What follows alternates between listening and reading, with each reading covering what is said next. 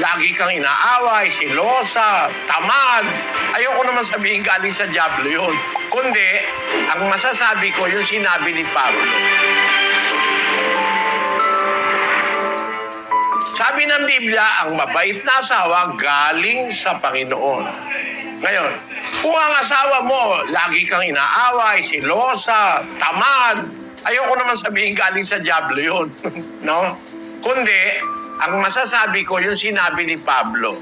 Basahin natin ang unang Korinto, Kapitulo 7. Salita po ng Diyos ito. Ang sabi ng Biblia, natatali ka ba sa iyong asawa? Huwag mong pagsikapang ikay makakalag. Ikaw bagay kalag sa asawa o wala kang asawa? Huwag kang humanap ng asawa. Maaari yung asawa mo, bunga ng paghahanap mo na hindi ka sinamahan ng Diyos kasi ikaw mismo, hindi ka sumusunod sa Diyos. Kasi kung ikaw sa Diyos muna, talagang naglilingkod ka sa Diyos bago ka nag-asawa, makakatiyak ka yung magiging asawa mo bigay ng Diyos. Baka bagamundo ka rin, naghanap ka ng asawa, maaari ka makatagpo. Madaling mag-asawa May 1,000 piso ka lang, magpasikat ka lang Makakapag-asawa ka na Di ba?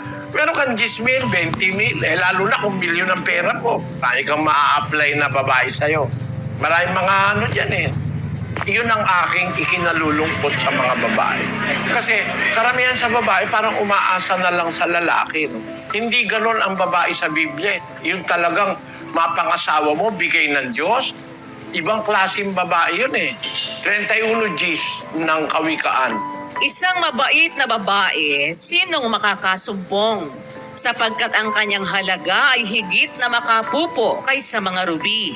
Ang puso ng kanyang asawa ay tumitiwala sa kanya at siya'y hindi kukulangin ng pakinabang.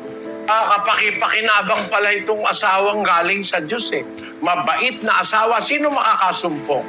Hindi mo masusumpungan yun, bigay ng Diyos yun. Anong klaseng babae ito? Basahin natin ang 14. Siya'y parang mga sasakyang dagat na kalakal. Nagdadala siya ng kanyang pagkain mula sa malayo. Ito palang babaeng mabait na asawa. Para itong barko di komersyo. Alam niyo ba yung barko di komersyo? Dadaong sa pier. Bababa yung kanyang karga. Magkaarga ng iba. Lalakad na naman ulit. Punta na naman sa ibang pier. Di-deliver yun. Ganun ang barko di komersyo Siya'y bumabangon naman samantalang gabi pa. Madilim pa, bumabangon na. May ibang babae, tirik na araw, naghihilig pa sa banig Hindi ka pakipakinabang na babae, tamad. O tapos, ang sabi doon, bumabangon siya samantalang gabi pa. Nagbibigay ng pagkain sa kanyang sambahayan at ng kanilang gawain sa kanyang mga alilang babae. Minamasdan niya ang bukid, binibili. Sa pamamagitan ng kanyang kamay, nagtatanim ng ubasan. Biro mo magsasaka pa itong babae na to. Pag ito natagpuan mo, kahit na pilay ka, wala kang alalahanin. Negosyante na, magsasaka pa Kung babasahin nga natin lahat yan, ang haba Mga gawain ng mabait na babae. Ang tinuturo ko sa mga kapatid na binata, bago kayo maghanap ng asawa o maghintay ng mapapangasawa, matuto muna kayong sumunod sa Diyos. With God, we will find the best for us. Without God, we might be mistaken.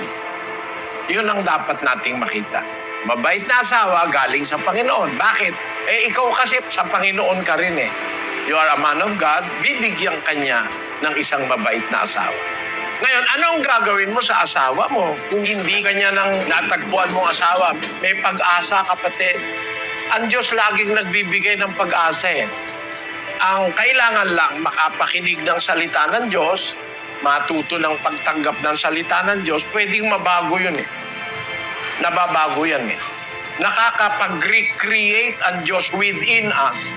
Yung sinasabi doon sa 3:5 ng Tito, na hindi dahil sa mga gawa sa katwiran na ginawa nating sarili, kundi ayon sa kanyang kaawaan ay kanyang iniligtas tayo sa pamamagitan ng paghuhugas sa muling kapanganakan at ng pagbabago sa Espiritu Santo.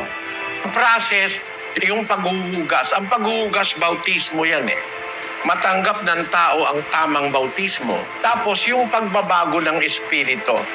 pwedeng i-renovate ng Diyos ang ating katawan, ang ating isip. Sa 36 ni Ezekiel, ganito ang pangako ng Diyos. Bibigyan ko rin naman kayo ng bagong puso at lalagyan ko ang loob ninyo ng bagong espiritu at aking aalisin ang batong puso sa inyong katawan at aking bibigyan kayo ng pusong laman. At aking ilalagay ang aking espiritu sa loob ninyo at palalakarin ko kayo ng ayon sa aking mga palatuntunan at inyong iingatan ang aking mga kahatulan at isasagawa. At lilinisin ko kayo sa lahat ninyong karumihan at aking patutubuin ang trigo at aking pararamihin at hindi na ako magpaparating ng kagutom sa inyo. Ganyan ang Diyos ng Biblia.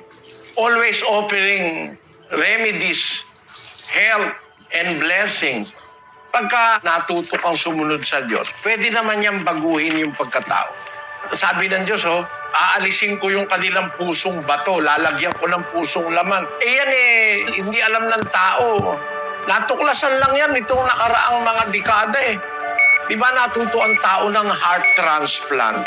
Yung isang pusong wala ng pag-asa, ayaw ng tumibok, natuto sila ng heart transplant If that is possible physically, na maduktungan ang buhay mo dahil napalitan ang puso mo, that is more possible spiritually. Tingnan natin itong record na ito, Sis Luz. Pakibasa mo. Ito po nasa Guinness World Record, longest surviving heart transplant patient, si John McCafferty sa UK, 28 July 1942, who has lived 31 years and 5 days since his transplant on 20 October 1982. Naka 31 years pa siya after napalitan yung puso niyang depektibo. Yung isa naman, yung Amerikano, Sis Luz. Si Ted Nowakowski, USA, 23 November 1948, who has lived for 34 years. If that is possible physically, ang diwa na sa Biblia pwedeng palitan ng puso Spiritually, possible yan Kaya nga nakita nila ang possibility physically kasi merong spiritual significance Ang salita po kasi ng Diyos, mga kapatid, nagtuturo sa atin ng dalawang reality. Physical and spiritual.